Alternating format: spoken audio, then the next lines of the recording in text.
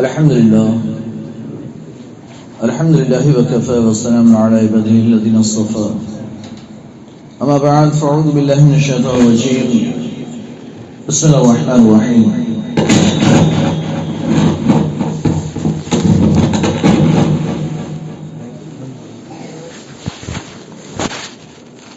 أعوذ بالله من الشيطان الرجيم بسم الله الرحمن الرحيم وعلمك ما لم تكن تعلم صدق الله العلي العظيم وبلغنا رسوله النبي الكريم ونحن على ذلك من الشاهدين والشاكرين والحمد لله رب العالمين. کچھ ازمال سے قضاء خراب مل کر انتہائی احترام و عقیدت کے ساتھ اپنے اور ساری کائنات کے مرکز عقیدت گنبد خضرا میں آرام فرمانے والے آقا ارواحنا فداہ جناب محمد رسول اللہ صلی اللہ علیہ وسلم کے بارگاہ بے کس پناہ میں جھوم جھوم کا درود پاک کا ہدیہ چوکا بزرگان پر اللہم صلی علی سیدنا مولانا محمد المجدود والکرم وآلہ الکرام بارک وسلم صلاۃ و سلام علیک یا رسول اللہ صلی اللہ علیہ وسلم. نعت پاک کے چند اشعار پیش خدمت سلام فرمائے. رخ دل ہے یا مہر سما یہ بھی نہیں وہ بھی نہیں. رخ دل ہے یا مہر سما یہ بھی نہیں وہ بھی نہیں. شب زلف یا مشک خطا یہ بھی نہیں وہ بھی نہیں. شب زلف یا مشک خطا یہ بھی نہیں وہ بھی نہیں. بلبل نے گل ان کو کہا قمری نے سر میں جا فضا. بلبل نے گل ان کو کہا قمری نے سر میں جا فضا. تو حیرت نے جھنجھلا کر کہا یہ بھی نہیں وہ بھی نہیں. حیرت نے جھنجھلا کر کہا یہ بھی نہیں وہ بھی نہیں. خورشید تھا کس زور پر کیا بڑھ کے چمکا تھا قمر. خورشید تھا کس زور پر کیا بڑھ کے چمکا تھا قمر. بے پردہ جب وہ رخ ہوا یہ بھی نہیں وہ بھی نہیں. بے پردہ جب وہ رخ ہوا یہ بھی نہیں وہ بھی نہیں. ڈر تھا کہ اسی کی سزا اب ہو گیا روز جزا.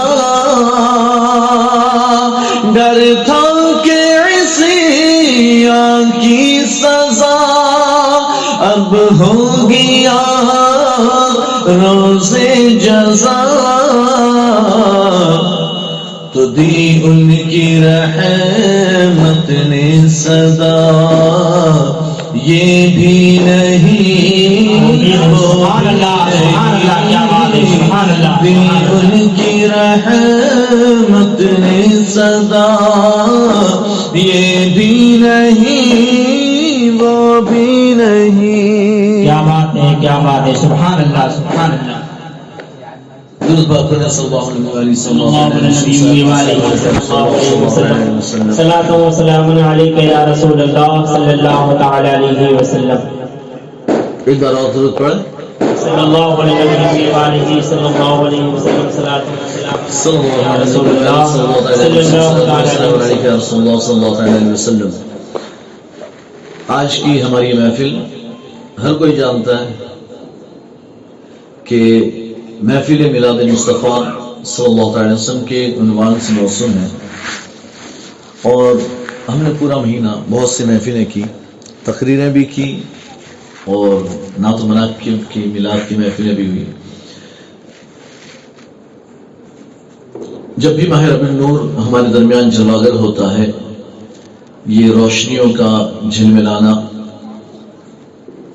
اور اس طرح کی محفلوں کا انعقاد کرنا، آپس میں مٹھائیاں تقسیم کرنا ہو یا گھروں کو سجانا، ایک دوسرے کو مبارکباد دینا، جلوس نکالنا، جلسے کرنا، یہ ساری چیزیں ہم مناتے ہیں تو صرف اللہ کے رسول صلی اللہ علیہ وسلم کی ولادت کی خوشی میں. ویسے ولادتیں بہت ہوئی، بہت سے لوگ پیدا ہوئے، آپ بھی پیدا ہوئے، میں بھی پیدا ہوا ہوں، آسمان سے تو کوئی نہیں ٹپکا. تو ولادتیں تو بہت سی، بہت سے لوگ پیدا ہوتے ہیں، گھروں میں ان کے برتھ ڈے بھی منائی جاتی ہے، happy birthday to you, اور موم بتیاں جلا کر بجھائی بھی جاتی ہے، پھگے بھی پھلا پھلا کر پہلے رکھے جاتے ہیں پھر پھوڑے بھی جاتے ہیں، کیک منہ پر لگائی بھی جاتی ہے، تھوڑا رنگین کیا بھی جاتا ہے، اور دھمال مستیاں بھی ہوتی ہیں. ہمارے خاص طور پر نوجوان ہو تو پھر وہ تو سڑکوں پر اتر کر برتھ ڈے مناتے ہیں، وہ بھی 12 بجے دھوم دھام سے، پورا محلہ ہی گونجنا چاہیے برتھ ڈے سے.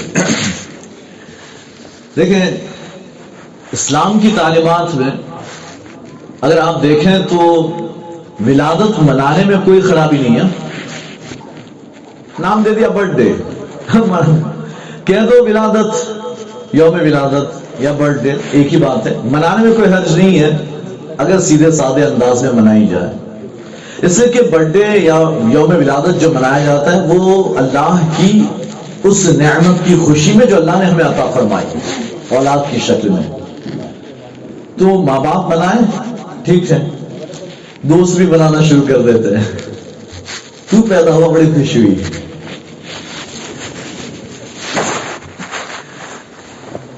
اور پھر اس کے بعد یہ تو میں نے تھوڑا سا، میں ابھی باہر تک ہی ہوں، اندر پتہ نہیں کیسی کیسی برتھ ڈے بنائی جاتی ہے.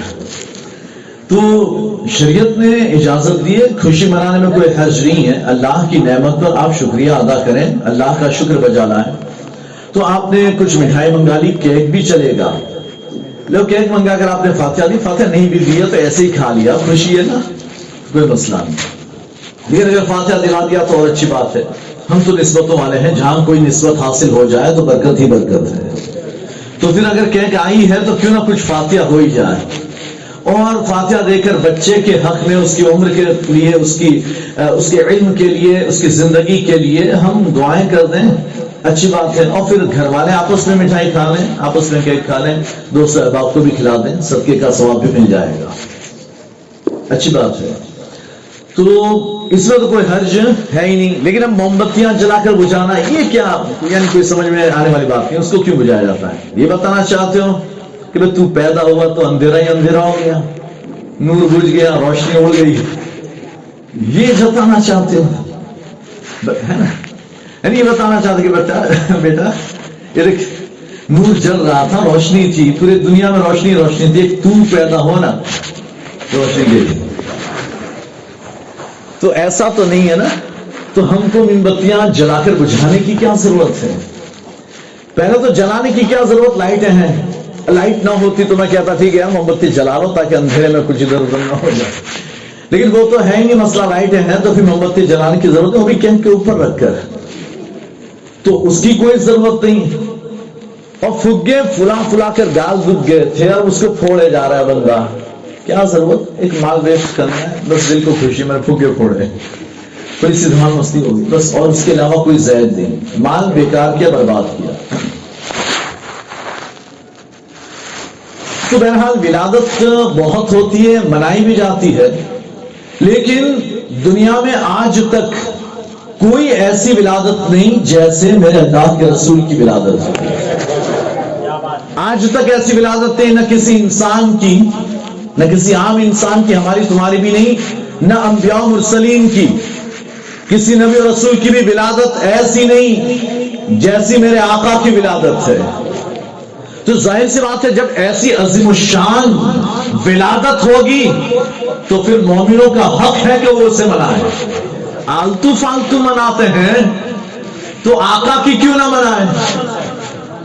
تو پھر اس منانے میں کوئی حرج، کوئی خرابی نہیں ہے، چونکہ نسبت ہے اللہ کے رسول صلی اللہ علیہ وسلم سے۔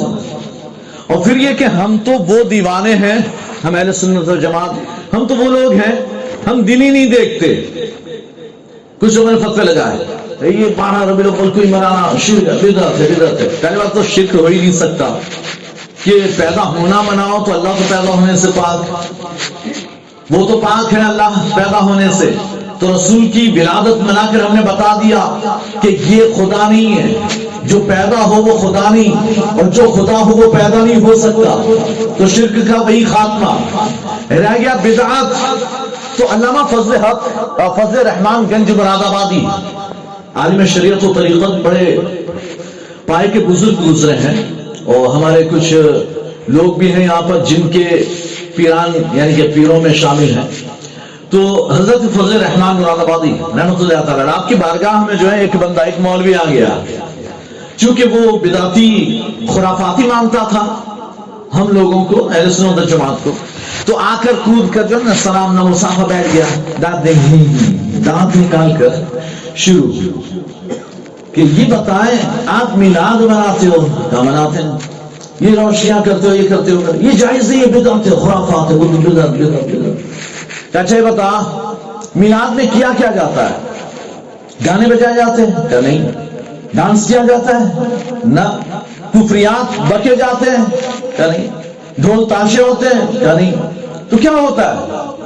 کبھی یہ اسٹیج لگتا ہے، روشنیاں ہوتی ہے، سجایا جاتا ہے، سجاوٹیں ہوتی ہے، پھر کچھ نعتیں، بیان، ذکر رسول ہوتا ہے، ولادت و نبوت و معجزات کا ذکر ہوتا ہے، اور پھر اس کے بعد صلاۃ و سلام، پھر لڈو مٹھائی کچھ بانٹ دیا جاتا ہے، اس طرح سے ہوتا ہے۔ تو کیا اس میں خرابی کیا ہے؟ اس میں خرابی کیا؟ کہ اللہ کے رسول کے زمانے میں نہیں تھا، صحابہ نے نہیں کیا۔ خرابی یہ ہے کہ صحابہ نے نہیں کیا، اور صحابہ نے نہیں کیا تو بدعت، رسول کے زمانے میں نہیں تھا تو بدعت، رسول نے کبھی ایسا میلاد نہیں منایا، صحابہ نے کبھی ایسا میلاد نہیں منایا، تو یہ بدعت ہے۔ تو علامہ فضل رحمان گنج مراد آبادی رحمۃ اللہ تعالیٰ آپ فرماتے کہ اچھا ہی بتا کہ ذکر رسول کرنا بدعت ہے؟ کہنا وہ تو بدعت نہیں ہے۔ کہ اللہ کے رسول کی پیدائش کا ذکر کرنا بدعت؟ کہتا نہیں وہ بھی بدعت نہیں۔ کہ نعت پڑھنا بدعت؟ کہنا نہیں وہ بھی نہیں۔ رسول کے معجزات بیان کرنا بدعت؟ کہنا رسول کے کمالات بیان کرنا بدعت؟ کہتا نہیں۔ اچھا تو پھر یہ بتا لڈو لوگوں کو کھلانا یہ بدعت ہے؟ نہیں کھلا سکتے، لڈو نہیں کھلا سکتے لوگوں کو، کھلا تو سکتے ہیں۔ تو پھر بدعت ہے کیا؟ سجاوٹیں، سجانا، اسٹیج لگانا، یہ بدعت ہے۔ اور وہ سوچ رہے ہیں کہ کیا کروں؟ ہاں تو دیوبند کے جلسے میں بھی اسٹیج لگتے ہیں، سجائی سجتا ہے، لائٹنگ بھی ہوتی ہے، سب کچھ ہوتا ہے۔ کیا جواب پھنس گیا بندہ، اب کیا کہیں یہ بھی بدعت نہیں ہے۔ کہ پھر کچھ بدعت ہے نہیں تو بدعت کیسا ہے؟ کہتا میلاد منانا بدعت۔ کہتے ہیں اگر یہی سب میلاد منانے کو، یعنی میلاد منانا اسی کو کہتے ہیں، رسول کا ذکر کرنا، رسول کی ولادت کا ذکر کرنا، رسول کے کمالات و معجزات کا ذکر کرنا، اگر یہی میلاد منانا کہا جاتا ہے تو اس کا ثبوت تو صحابہ کے دور میں بھی رسول اللہ سے بھی ثابت، صحابہ نے بھی بنایا۔ کیسے؟ اللہ کے رسول کے صحابہ، ہم تو منڈپ لگا کر یا لائٹیں لگا کر، ہم اسٹیج سجا کر اگر میلاد بناتے ہیں تو صحابہ نے تلوار کی چمک کے سائے میں میلاد بنایا ہے۔ سبحان اللہ۔ ہم تو لڈو بانٹتے ہیں، صحابہ نے اپنی گردنیں بانٹی ہے، صحابہ نے اپنی جانیں قربان کر دی، صحابہ نے تو ایسا میلاد بنایا ہے۔ وہاں کیا ہے؟ جنگیں ہوئی نا، تو جنگ میں کیا ہوا ہے؟ آپ دیکھیں سب بندی لگ رہی ہے، رسول اللہ کی اطاعت ہو رہی ہے۔ رسول اللہ کا ذکر ہونا، یہی رسول کی اطاعت۔ اور پھر ایک وہ بڑا مشہور واقعہ آپ لوگوں نے اکثر سنا ہوگا، وہ ایک جو ہے سب سے آگے پیٹ نکالے ہوئے تھے، سرکار نے لکڑی مار کر اندر کیا، اندر ہے نا، تو انہوں نے اپنا پیٹ اندر تو کیا، صف میں سیدھے تو ہو گئے، لیکن عرض کرتے ہیں یا رسول اللہ، شاید ان کا نام اسود ابن غزیہ رضی اللہ تعالیٰ عنہ، اسود ابن غزیہ، سیدھے تو ہو گئے، لیکن عرض کرتے ہیں یا رسول اللہ، آپ نے میرے کو پیٹ پہ مارا، مجھے بدلہ چاہیے، قصاص، بدلہ چاہیے۔ سرکار نے کہا لے چھڑی مار لے، تو بھی بدلہ لے لے، ہم تم ہو تو دیں گے بدلہ۔ ہم کہیں تو ہاتھ تو لگا کر دیکھ، آپ سے اگر آپ نے کسی کو مار دیا، وہ کہہ کہ آپ نے مجھے مارا، مجھے بھی آپ کو مارنا ہے بدلہ، تو آپ یہ کہو کہ ٹھیک ہے مار لے، نہیں، کیا ہاتھ تو لگا کے دیکھ، بتاتا ہوں، ہڈی پسلی توڑ دوں، ٹانٹیاں توڑ دوں گا۔ آپ کا جواب یہ ہوگا نہیں سرکار لکڑی دے رہے ہیں، چھڑی دے دی، لے تو بھی بدلہ لے لے، مار لے، میں نے تجھے مارا، ٹھیک ہے کوئی بات نہیں، مار لے، بلا وجہ مارا۔ تو عرض کرتے ہیں اسود ابن غزیہ، عرض کرتے یا رسول اللہ، بلکہ سواد ابن غزیہ، اسود نہیں سواد ابن غزیہ رضی اللہ تعالیٰ عنہ عرض کرتے ہیں یا رسول اللہ، آپ نے مجھے چھڑی ماری نا پیٹ پر، تو چادر نہیں تھی، میرا پیٹ کھلا تھا، آپ کے اوپر تو چادر ہے، ہٹائے نا، چادر ہٹائے نا، پیٹ پر مارنا چاہتا ہوں۔ سرکار نے کہا ٹھیک ہے کوئی بات نہیں، چادر اٹھا دی، لے مار لے۔ اور جیسے چادر اٹھائے نا، لپٹ گئے، پیٹ پر بوسا دیا ہے، بوسا دیا، لپٹ گئے، ہے نا، اور پھر دور ہٹے۔ سرکار فرما دیے کیا، سوا دیے کیا؟ عرض کر دیا رسول اللہ، زندگی کا کوئی بھروسہ نہیں، جنگ کی صف میں کھڑا ہوں، شہید ہو سکتا ہوں، یہ ہو سکتا ہے آخری زندگی کے آخری لمحات ہو، تو دل نے یہ پکارا اے سواد، آخری مرتبہ رسول اللہ سے تیرا جسم مس ہو جائے تاکہ جہنم کی آگ تجھے چھو نہ سکے، رسول اللہ کے جسم کی برکتیں حاصل، رسول اللہ کے جسم سے نسبت حاصل ہو جائے۔ تو پتہ کیا چلا، بھئی شہید ہوتے تو ویسے ہی جہنم نہیں جلاتی، شہید ہو جاتے تو ویسے ہی جنت میں جاتے، لیکن یہ صحابہ کی تھنکنگ، یہ صحابہ کا عقیدہ، ہم اہل سنت و جماعت عقیدے صحابہ سے لیتے ہیں، یہ صحابہ کا عقیدہ، صحابی رسول کا یہ سوچنا، یہ عقیدہ ہے کہ شہادت ہو ملے گی تو شہادت کے بدلے وہ شہادت قبول ہو نہ ہو، مجھے اس کے بدلے جنت ملے نہ ملے، جہنم حرام ہو نہ ہو، لیکن یا رسول اللہ آپ کے بدن سے میرا بدن مس ہو گیا تو پھر یقیناً جہنم حرام ہو جائے گی۔ تو آخری لمحات میں یہ بوسا ہے، اب تو یہ محبت و عقیدت کا اظہار میدان جنگ میں، یہ کیا ہے؟ یہی میلاد ہے۔ ہم نے میلاد سجا کر کیا کیا ہے؟ محبت رسول کا اظہار کیا ہے، ہم نے محبت رسول کا اظہار کیا۔ ہم میلاد مناتے ہی کیوں ہیں؟ اتنا خرچہ کیوں کر رہے ہیں؟ ہر کوئی سوچتا ہے یار اتنا خرچہ کرنے سے اچھا ہے میں بچوں کو کھانا نہ کھلاؤں، میں بچوں کو مٹھائیاں نہ کھلاؤں۔ یہ جتنوں نے گھروں میں محفل میلاد سجائی انہوں نے بھی خرچ کیا، کسی نے کھچڑا بنایا تو کسی نے چنا چٹپٹی، تو کسی نے کیا، تو کسی نے کیا پتہ نہیں کھیر بنائی، کیا کیا بنایا، خرچہ کیا۔ میلاد کمیٹی کو بلایا تھا، ان کو بھی دیا، اور مولانا بھی فری میں آ گئے تھے تو ان کو بھی تھوڑا بہت دینا پڑ گیا مجبوری میں، جب ڈھیلی کرنی پڑی۔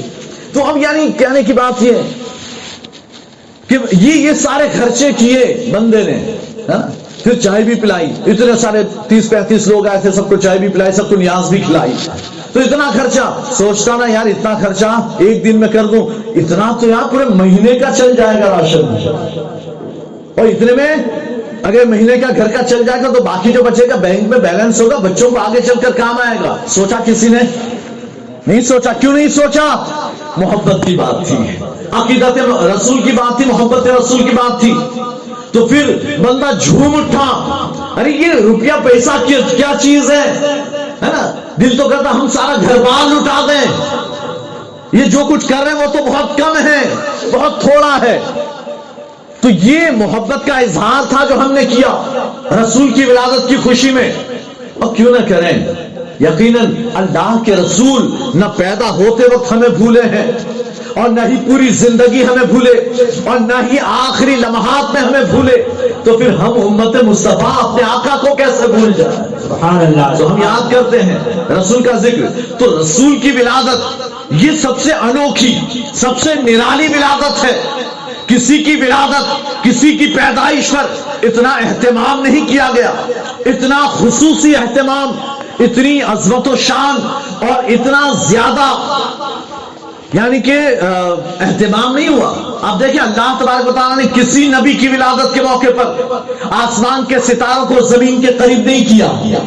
کسی نبی کی پیدائش کے موقع پر اللہ نے پوری دنیا کی عورتوں کو صرف اور صرف لڑکا دیا ہو، ایسا کسی نبی کی ولادت پر نہ ہوا. کسی نبی کی ولادت پر کوئی دریا خشک نہیں ہوا. کسی نبی کی ولادت پر کوئی دریا جاری نہیں ہوا. کسی نبی کی ولادت پر کسی بادشاہ کے محل کے کنگورے ٹوٹے نہیں، کہیں زلزلہ نہیں آیا، کہیں کوئی آگ بوجھی نہیں. پتا کیا چلا؟ اللہ کے رسول کی ولادت ہوئی ہے تو اللہ نے بھی خوشیاں منائی ہے. اللہ سبحان اللہ. اس رات حضرت جبریل امین. اچھا پھر یہ کہ دیگر انبیاء کرام کی ولادتیں ہوتی رہی، کبھی ایسا نہیں ہوا کہ انبیاء کرام آ کر بشارتیں دیتے ہو. حضرت سیدہ آمنہ فرماتی جب سرکار میرے حمل میں آئے ہیں نا تو پھر حال یہ ہے کہ ہر مہینہ روزانہ کوئی نہ کوئی آ کر مبارکباد دے رہا ہے. نبی آ رہے، انبیاء کرام آ رہے ہیں، اے آمنہ مبارک ہو، تیرے پیٹ میں جو بچہ ہے وہ خاتم النبیین ہے، وہ آخری رسول سارے انبیاء مرسلین کا سردار ہے. حضرت حوا، حضرت مریم، حضرت آسیہ یہ آ کر مبارکباد دے رہی ہے. اس سے پہلے کسی نبی کی ولادت کے موقع پر کسی نے آ کر کسی کو مبارکباد نہیں دی. ہاں بشارتیں دی ہے. حضرت زکریا کو اللہ نے حضرت یحییٰ کی بشارت حضرت جبریل امین کے ذریعے دی. حضرت جبریل امین آ گئے، حضرت زکریا نے محراب مریم میں دعا کی نا تو حضرت جبریل امین آئے اور آ کر حضرت زکریا سے عرض کرتے ہیں یا زکریا انا نبشرک بغلام اسمہ یحییٰ لم نجعل له من قبل سمیا. اے زکریا ہم تمہیں بشارت دیتے ہیں ایک بچے کی جس کا نام یحییٰ ہوگا. اس سے پہلے کبھی کسی کا نام یحییٰ نہیں رکھا گیا. تو ولادت کے وقت بشارتیں تو آئی لیکن اتنی بشارتیں ہو ایسا کبھی نہیں ہوا. اتنا جشن منایا گیا ہو، ستارے زمین کے قریب کر دیے گئے ہو، کعبے کی چھت پر مشرق و مغرب میں جھنڈے گھاڑے گئے ہوں، ایسا کبھی نہیں ہوا. بت اوندھے منہ گر گئے ہوں، ایسا کبھی نہیں ہوا. یہ اللہ کے رسول کی ولادت کے موقع پر ہوا. تو سرکار کی ولادت بڑی عظیم الشان، یہ کوئی عام ولادت نہیں. تو جب اس ولادت رسول یعنی ولادت کو اس ولادت کو جب رسول سے نسبت، اللہ کے محبوب سے نسبت، تو پھر یہ ولادت بھی بڑی عظیم الشان ہو گئی. جب چیزوں کو ویسے اللہ کے محبوب بندے ہوتے ہیں وہ تو محبوب ہوتے ہی ہیں، لیکن اللہ کے محبوب بندوں سے جو چیزیں ٹچ میں آ جائیں، مس ہو جائیں، ان سے منسوب ہو جائیں، وہ بھی عظیم الشان ہو جاتی ہے، ان کا بھی مقام و مرتبہ بلند ہو جاتا ہے. تو پھر آپ سوچیں اللہ کے رسول صلی اللہ علیہ وسلم سے جن چیزوں کو نسبت حاصل ہو جائے گی ان چیزوں کا عالم کیا ہوگا. تو پیر کا دن 12 ربیع الاول، پیر کا دن اور ماہ ربیع الاول ہے نا، اگر یہ آ جائیں تو پھر مومن کا دل خوشیوں سے جھوم اٹھنا چاہیے اور پورا مہینہ خوشیاں منائے. کچھ لوگ کہتے ہیں 12 کو نہیں پیدا ہوئے، 9 کو پیدا ہوئے، 8 کو پیدا ہوئے، 14 کو پیدا ہوئے، رجب میں پیدا ہوئے، ادھر پیدا ادھر پیدا ہوئے. لڑائی جھگڑا چھوڑ، ہم وہ ہیں جو پورا سال میلاد مناتے ہیں. ہم کو میلاد منانے کے لیے ایک مہینے کی ضرورت نہیں. کسی کے یہاں شادی ہو تو میلاد، غم ہو تو میلاد، کسی کے یہاں جو بھی فنکشن، گھر کا اُدگھاٹن ہے تو میلاد، دکان کا اُدگھاٹن تو میلاد، جہاں کوئی اچھا کام کرنا ہم نے میلاد کی محفل سجا دی. کوئی پوچھ لے بے یہ ربیع الاول تھوڑی ہے کہ تو میلاد منا رہا ہے، کہ ہمیں ربیع الاول کی ضرورت کہاں ہے میلاد منانے کے لیے، اس لیے کہ نام صرف میلاد رکھ دیا. ورنہ میلاد میں ہوتا کیا ہے؟ رسول اللہ کے تذکرے ہوتے ہیں. تو پھر صحابہ کو دیکھیں، صحابہ نے پوری زندگی رسول اللہ کے تذکرے کیے ہیں، پوری زندگی تذکرے کیے. تو اللہ کے رسول صلی اللہ علیہ وسلم نے کبھی صحابہ کرام کو محبتیں سکھائی، کبھی صحابہ نے محبتیں کی ہے، اور کبھی اللہ کے رسول نے اپنے صحابہ کو سکھائی، تلقین فرمائی کہ محبت یوں کی جاتی ہے. حضرت عمر سے پوچھا تھا نا، عمر کتنی محبت ہے مجھ سے؟ حضرت عمر نے عرض کیا یا رسول اللہ مجھے ساری کائنات میں سب سے زیادہ آپ سے محبت، سوائے اپنی جان کے، آپ سے زیادہ مجھے اپنی جان پیاری ہے. سرکار فرماتے عمر ایمان مکمل نہیں ہوا، اب ایمان کامل نہیں. آپ نے عمر کے سینے پر ہاتھ مارا ہے نا اور فرمایا عمر ابھی مکمل نہیں ہوا. تو پھر عمر عرض کرتے یا رسول اللہ اپنی جان کی محبت بھی نکل گئی، اب آپ مجھے اپنی جان سے بھی زیادہ عزیز، زیادہ پیارے ہیں. سرکار فرماتے الان یا عمر، اے عمر اب ایمان مکمل ہوا ہے، اب ایمان مکمل ہوا. پتہ چلا ساری کائنات سے سب سے زیادہ اگر رسول سے محبت ہو جائے تو پھر ایمان مکمل ہوتا ہے. اعلیٰ حضرت فرماتے ہیں اللہ کی سر تاب قدم شان ہے یہ، انسان ہی انسان، وہ انسان ہے یہ. قرآن تو ایمان بتاتا ہے انہیں، اور ایمان یہ کہتا ہے میری جان ہے، ایمان یہ کہتا ہے میری جان ہے یہ. اللہ کے رسول صلی اللہ علیہ وسلم نے اپنے اعمال سے، اپنے عمل سے بھی ہمیں یہ تلقین فرمائی کہ مجھ سے محبت کیسے ہونی چاہیے، میری چیزوں، جو چیز مجھ سے منسوب ہو جائے اس کا کیا ادب و احترام اور اس کا کیا مقام ہوتا ہے. آپ اندازہ کریں رسول اللہ کا مقام بہت ہی بلند و بالا ہے، آپ کی ولادت بھی بلند و بالا، آپ کا مقام بھی مقام مصطفیٰ اتنا بلند و بالا ہے کہ اللہ کے بعد اگر کسی کا مقام و مرتبہ ہے تو وہ اللہ کے محبوب کا مقام ہے. آپ دیکھیں اللہ تبارک و تعالیٰ نے اپنے محبوب کو مبعوث فرمایا نا، تو اپنے محبوب کی ایک صفت بیان فرمائی. کیا صفت بیان فرمائی؟ اللہ فرماتا ہے یحل لکم الطیبات ویحرم علیکم الخبائث. یہ میرا محبوب ایسا ہے کہ جو تمہارے لیے پاکیزہ چیزوں کو حلال کرتا ہے، خبیث و پلید نجس ناپاک چیزوں کو وہ حرام کرتا ہے. سوال یہ پیدا ہوتا ہے یحل لکم الطیبات، یہ تمہارے لیے طیبات پاکیزہ چیزوں کو حلال کرتا ہے. پاکیزہ ہے تو حلال کرنے کی ضرورت کہاں ہے؟ اگر کوئی چیز پاکیزہ ہے تو حلال کرنے کی ضرورت کہاں؟ اور اگر کوئی چیز خبیث ہے تو پھر اسے حرام کرنے کی ضرورت کہاں؟ بھائی پاکیزہ ہے تو حلال ہے، اور خبیث ہے، ناپاک نجس ہے، گندی ہے تو پھر وہ حرام ہے. تو اس میں رسول کا کیا کام؟ رسول کا کیا کام؟ اللہ نے یہ صفت کیوں بیان فرما دی؟ اس میں بہت عظیم نکتہ اور بڑا باریک نکتہ.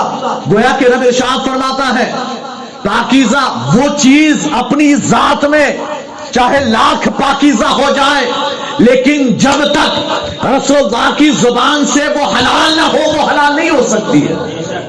اور وہ اپنی ذات میں اگرچہ کتنی خبیث ہو، لیکن جب تک رسول اللہ اسے حرام نہ فرما دے وہ حرام نہیں ہو سکتی. تو اگر یعنی کہ حلت و حرمت کا دار و مدار رسول اللہ کے لبہائے مبارک پر ہے، آپ کی زبان اطہر پر ہے. آپ اگر کسی بھی چیز کا حکم جاننا چاہیں نا تو پھر لب رسول کو دیکھیں یہاں سے کیا حکم آتا ہے، یہاں سے کیا حکم آتا ہے. اور صحابہ نے اللہ کے رسول صلی اللہ علیہ وسلم کے ہر حکم پر اپنی آنکھوں کو بند کر دیا. پتہ ہے مومنین میں اور کفار و مشرکین میں فرق کیا تھا؟ میں آج ایک بہت بڑی بات کہنے جا رہا ہوں. مومنین اور کفار میں فرق کیا تھا پتہ ہے؟ مومنین وہ تھے کہ جنہوں نے رسول کی بات پر آنکھ بند کر دی، بات ختم. وہ کیسی ختم کی؟ انہیں یعنی کہ اتنی محبت، اتنی عقیدت اور رسول اللہ پر اتنا یقین و اعتماد اور ایسا پختہ مضبوط ایمان کہ حجۃ الوداع کے موقع پر میدان مینا میں، حجۃ الوداع کا موقع میدان مینا ہے، اللہ کے رسول فرماتے ہیں لوگوں، خود ارشاد فرماتے ہیں لوگوں بتاؤ یہ کون سا شہر؟ وہ ساری دنیا جانتی ہے، 1.25 لاکھ صحابہ موجود، ہر کوئی جانتا ہے کہ مکہ ہے، مکہ ہے.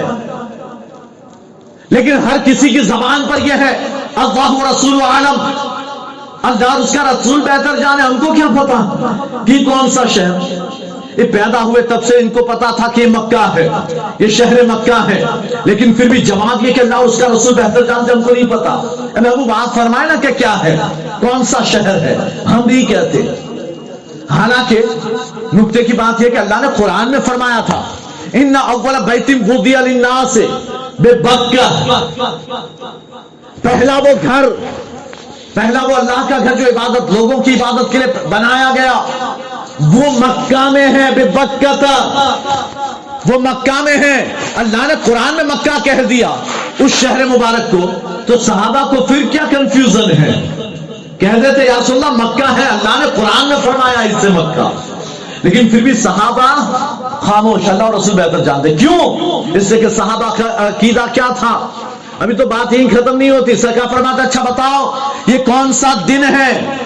ہر کوئی جانتا تھا کل 9 ذی الحجہ تھے، عرفات میں ٹھہرے تھے. آج یوم النحر 10 ذی الحجہ عید کا دن ہے، قربانی کا دن ہے. یوم النحر 10 ذی الحجہ ہے.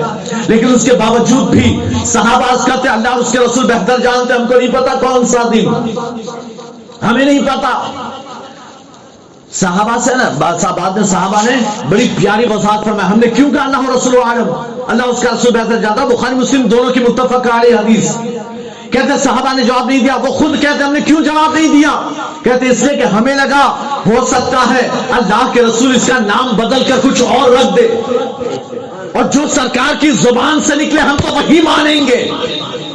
وہ قرآن نے بے مکہ تک کہا تھا، مکہ کہا تھا، لیکن اے رسول آج آپ کہتے وہ مدینہ ہے تو ہم مدینہ مان لیں گے.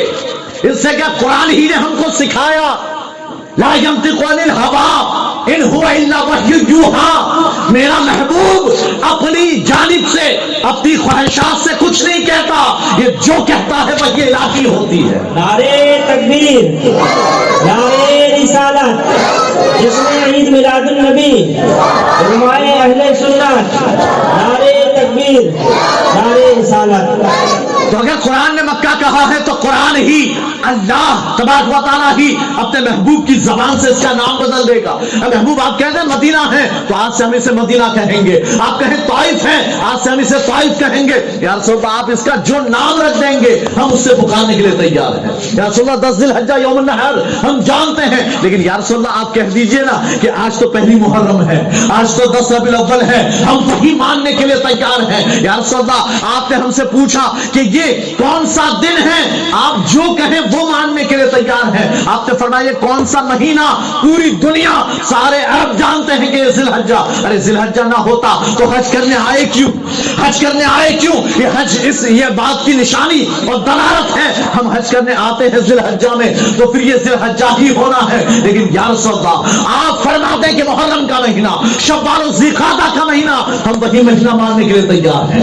آپ کی زبان حرکت کرے گی، ہمارے سارے فیصلے تبدیل ہو جائیں گے، سب بدل جائے گا. یا رسول اللہ آپ صرف کہہ دیں یہ ہے رسول سے محبت، یہ ہے صحابہ کے رسول سے محبت. تو صحابہ اور کفار و مشرکین میں فرق یہ کہ صحابہ نے رسول کی باتوں پر آنکھیں بند کر لی ہیں، اور کفار و مشرکین آنکھیں کھول کر اپنے باپ داداؤں کو دیکھ رہے ہیں، آنکھیں کھول کر اپنے باپ داداؤں کو دیکھ رہے ہیں. اے محبوب یا رسول اللہ آپ یہ کہتے ہو لیکن ہم نے تو اپنے باپ داداؤں کو یہ کرتے دیکھا. آپ یہ کہتے ہو لیکن ہم نے اپنے باپ داداؤں کو تو یہ کرتے دیکھا. یہ باپ داداؤں کی پیروی میں کفار و مشرکین ہلاک ہو گئے، جہنم میں گئے. آج ہمارا مسلمان بھی انہی باپ داداؤں کی پیروی میں ہلاک ہوتا جا رہا ہے. آج ہمارے اعمال معمولات دیکھیں، ہم تو بس ایک ہی بات لے کر بیٹھے ہوئے ہیں. ہم نے اپنے بوڑھوں کو یہی کرتے دیکھا، اپنے باپ داداؤں کو یہی کرتے دیکھا. ٹھیک ہے انہوں نے کیا تو کیا، لیکن اب اگر تیرے پاس روشنی آئی ہے تو سدھر جا، سدھر جا. تو آپ سے پہلے عالموں نے کیوں نہیں کہا کہاں ہوگا تجھ تک بات نہیں پہنچی ہوگی، کہاں ہوگا تجھ تک بات نہیں پہنچی. اگر نہیں پہنچی آج پہنچی تو آج مان جا. آج کل دیکھیں نا ماحول کیسا ہے. عورتیں، لڑکیاں، نوجوان لڑکیاں، عورتیں یہ مائک پر میلادیں پڑھ رہی ہے، نعتیں پڑھ رہی ہے، یوٹیوب پر اپلوڈ کیے جا رہے ہیں نعتوں کے ویڈیو. کون؟ لڑکیاں پڑھ رہی ہے، جوان لڑکیاں بھی، اور وہ سب ویڈیو بنا بنا کے ڈال رہے ہیں یوٹیوب پر، ہے نا، مائک پہ پڑھا جا رہا ہے. بھئی یہ عورت ایک ایسی چیز جو چھپانے کی چیز ہے. کیسی چیز؟ قرآن نے، اللہ نے قرآن میں حکم دیا کہ تم اے عورتوں، اے محبوب اپنی ازواج، اپنی بیویوں سے فرما دیں کہ یہ چلے نا تو ہلکے قدم، ان کے پیروں کی پازیب کی آواز بھی نہیں آنی چاہیے. جب پیروں کے پازیب کی آواز، چلنے کی آواز نہیں آنی چاہیے تو یہ اتنی سریلی، لچیلی، نرم و نازک آواز میں نعت پڑے گی اور وہ غیر محرموں کے کانوں تک پہنچے گی. یہ کہاں جائز ہے؟ شریعت حرام کر دیا. اور پھر یہ کہ اگر وہ گانا گاتی نا ایک لڑکی یہاں اسٹیج پر کھڑی ہو کر گانا گاتی، وہ اتنا بڑا گناہ نہ ہوتا جتنا بڑا گناہ نعت پڑھنے میں ہے۔ یہ اس لیے کہ گانا گائے گی نا تو ہر کوئی سنے گا اور یہ گائے گی حرام سمجھ کر، لیکن نعت پڑھی ہے ثواب سمجھ کر، لوگ سن رہے ثواب سمجھ کر، یہ بڑا گناہ ہو گیا۔ عورتوں کے لیے ٹھیک ہے، آپ کو نعت پڑھنی ہے، میلاد بنانی ہے، آپ کے گھروں میں رہو، گھروں میں مناؤ۔ اتنی چیخ چیخ کر ہم چیخ کر تقریر کر سکتے ہیں، لیکن عورتوں کو حکم نہیں کہ وہ چلا چلا کر تقریریں کریں، وہ نعتیں پڑھیں، ان کی آواز گھر سے باہر نہیں نکلنی چاہیے۔ لیکن کون سمجھے؟ سمجھنے کے لیے کوئی راضی نہیں، کسی کو سمجھنا نہیں ہے۔ شریعت کا حکم رکھو سائیڈ میں، ہم تو اپنے باپ دادا کی کریں گے، ہم تو اپنے باپ دادا کی محفل ہے۔ کس چیز کی محفل؟ 16 سیدوں کی محفل، 10 بیویوں کی کہانیوں کی محفل، پتہ نہیں کیسی کیسی محفل ہے، اور پھر وہ زور زور سے پڑھ رہے ہیں، آوازیں باہر جا رہی ہے۔ یہ جائز نہیں ہے۔ عورتوں کے لیے گھروں میں آپ یعنی اندازہ کرے، فقہ کا حکم یہ ہے کہ اگر کوئی یعنی کہ عورت کو مسئلے کا جواب دینے کی بھی اجازت نہیں، جب تک کہ شرعی ضرورت نہ ہو، ضرورت شرعیہ نہ ہو۔ ضرورت شرعیہ کیا کہ کوئی عالم نہیں ہے اور وہ ایک ہے جو جانتی ہے تو بتا دے، تو بتا دے، یا اس کے سوا اس بات کو کوئی نہیں جانتا تو پھر بتائے۔ لیکن حکم یہ ہے کہ پھر وہ عورت اپنی آواز میں لچک پیدا نہ کرے، وہ اپنی آواز کو کرخت اور سخت کرے، اور مختصر جواب وہ بھی ضرورت کا، وہ بھی سخت آواز میں دے، تاکہ کہیں ایسا نہ ہو، کہیں ایسا نہ ہو کہ اس کی نرم و نازک آواز سے سامنے والے کے دل میں فتنہ پیدا ہو جائے۔ اتنا سخت حکم ہے۔ تو جب مسئلہ بتانے میں، دین کی بات بتانے میں یہ حکم ہے کہ نرم و نازک آواز نہیں، سخت لہجے میں۔ نعت پڑھنے میں تو سخت لہجہ ہو ہی نہیں سکتا، سخت لہجہ ہی نہیں ہو سکتا۔ مردوں کے لہجے نازک ہو جاتے ہیں تو عورتوں کا عالم کیا ہوگا؟ لیکن ہمیں اسے سمجھنے کی ضرورت ہے۔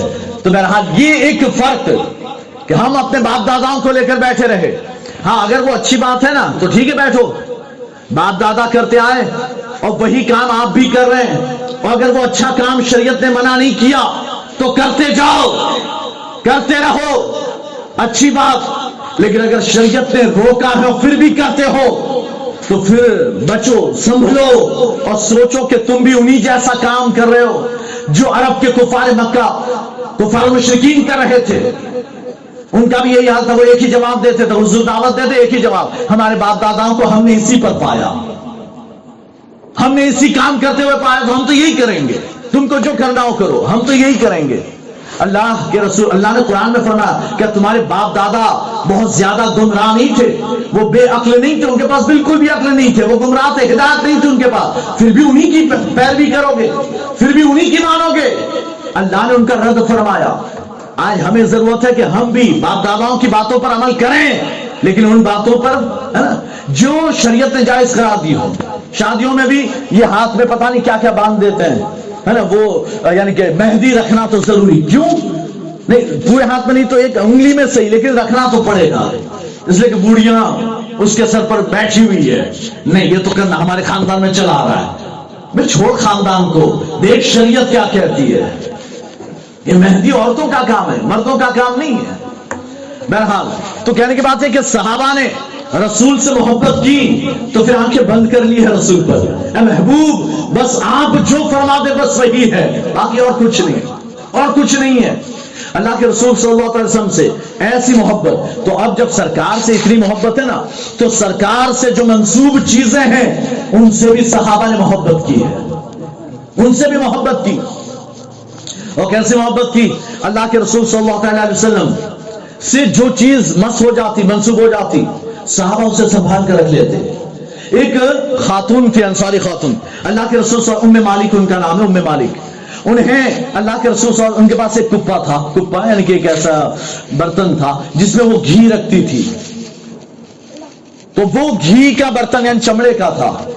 سرکار نے انہیں یعنی کہ اس میں سے گھی نکال کر اس میں انگلی پھرائی تھی اور پھر انہیں دیا تھا اور فرمایا تھا تجھے جب چاہے، اس کے لیے برکت کی دعا فرمائی، فرمایا جب تجھے چاہیے نا اس میں سے گھی نکال لینا، لیکن بس نچوڑنا، اس میں سے جب چاہے گھی نکالنا۔ تو اب ام مالک کا حال یہ کہ جب بھی گھی کی ضرورت ہوتی وہ ایسے کرتی, گھی نکلتا, پوری زندگی 30 سال تک گھی کھاتی رہی ہے اس کپے سے, 30 سال گھی کھایا ہے نا. پھر آخرکار ایک دن نچوڑ لیا, اور جب نچوڑا ہے نا تو پھر نچوڑ دے گھی ختم ہو گیا. پھر بارگاہ رسالت میں حاضر ہوئی, یا رسول اللہ ختم ہو گیا. سرکار نے فرمایا تم نے نچوڑ لیا ہوگا. کہاں یا رسول اللہ نچوڑ لیا تھا, دیکھنا تھا کتنا ہے اندر, نچوڑ لیا. سرکار فرماتے اس لیے ختم ہو گیا, اگر نہ نچوڑتی تو قیامت تک تو اس سے گھی کھا سکتی تھی. انہوں نے وہ کپے کا اوپر کا منہ جہاں سے سرکار نے ہاتھ لگایا تھا وہ کاٹ کر پھر سنبھال کر رکھا. اللہ کے رسول صلی اللہ علیہ وسلم حضرت ام سلمہ کے گھر میں تشریف فرما ہے. حضرت ام سلمہ کے گھر بیٹھے ہیں اور سرکار کی بارگاہ میں ابو موسیٰ اشعری اور حضرت بلال دونوں بیٹھے ہیں.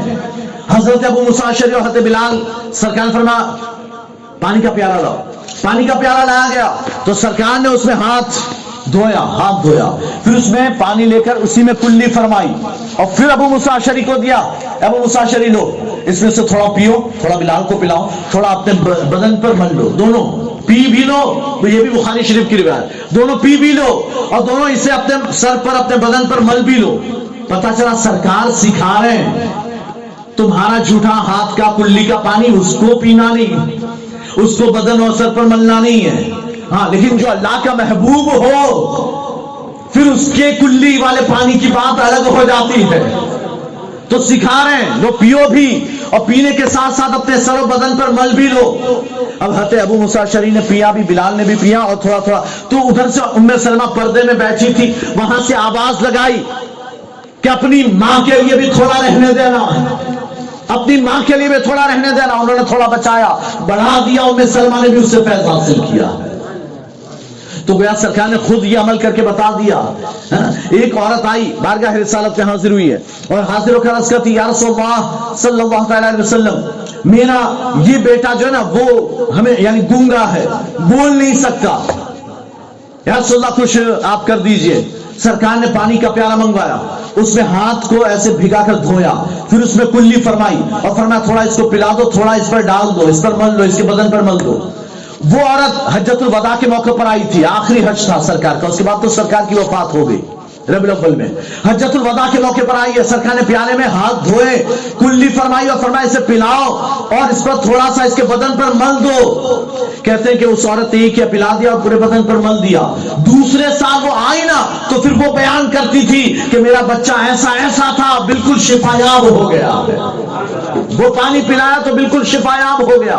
اللہ کے رسول صلی اللہ علیہ وسلم کے لعاب دہن کی برکتیں یہ ہیں کہ کسی پاٹا پٹی کے بغیر اللہ کے رسول ہڈیاں جوڑ دیتے ہیں. حضرت عبداللہ بن عتیق جب عبداللہ بن ابو حقیق یہودی کو قتل کر کے واپس لوٹے, اس کے محل کے زینوں سے اتر رہے تھے, سیڑھیاں اتر رہے تھے, تو آخری زینے پر لگا کے زمین آ گئی, ابھی زمین آئی نہیں تھی, ایک دادر باقی تھا, تو پھسل گئے, تو پنڈلی کی ہڈی ٹوٹ گئی, اور جب ٹوٹی تو اسی پر کپڑا باندھ دیا, اپنا امامہ کھول کر باندھ دیا, اور پھر لنگڑاتے ہوئے پہنچے بارگاہ رسالت میں, خوشخبری دی یا رسول اللہ میں نے قتل کر دیا اس یہودی کو. سرکار نے فرمایا چلو خوش یعنی کہ مبارک ہو. عرض کرتے ہیں یا رسول اللہ میری یعنی ایسا ہوا اور پیر کی ہڈی ٹوٹ گئی. سرکار فرماتے ہیں لمبا کرو. انہوں نے لمبا کیا, سرکار نے صرف اپنا لعاب دہن میں ایسا پھیر دیا, ہڈی جڑ گئی, ایسا ہو گیا جیسے کبھی ٹوٹا ہی نہیں تھا, کبھی ٹوٹا ہی نہیں تھا. تو یہ اللہ کے رسول صلی اللہ علیہ وسلم کی برکتیں ہیں. آج ہم نے جو محفل میلاد مصطفیٰ سجائی ہے اسے بھی نسبت ہے رسول اللہ سے, تو اس سے افضل بڑھ کر کوئی اور مجلس نہیں ہو سکتی, اور جب ان سے نسبت ہے تو یقیناً ان کی برکتیں بھی ہمیں حاصل ہوگی. اللہ تبارک و تعالی ہمیں میلاد مصطفیٰ کی برکتوں سے مالا مال فرمائے. وآخر دعوانا الحمدللہ رب العالمین. السلام علیکم و رحمۃ اللہ وبرکاتہ. اب جو ہے میرے بعد آپ کے سامنے استاد الاساتذہ اور صدر شعبہ افتاء دارالعلوم مدرسہ حضرت علامہ مولانا مفتی شبیر عالم صاحب قبلہ مصباحی تشریف لائیں گے اور ایک خطاب نایاب سے آپ کو محظوظ کریں گے. آپ جیسے بیٹھے ہیں ویسے بیٹھے رہیں, اگر تھوڑی سی اچھی بات لگے تو سبحان اللہ کہنا, نہیں کہنا چاہوں کوئی بات نہیں, لیکن بس بیٹھ کر خاموشی سے سننا. آپ کے چہروں پر مسکراہٹ بھی آئے گی نا تو ہم بھی خوش ہو جائیں گے انشاءاللہ. ہم استقبال کریں نعرہ تکبیر، نعرہ رسالت، یا رسول اللہ جشن ولادت رسول، زندہ باد علماء اہل سنت، زندہ باد مفتی شبیر عالم قبلہ، زندہ باد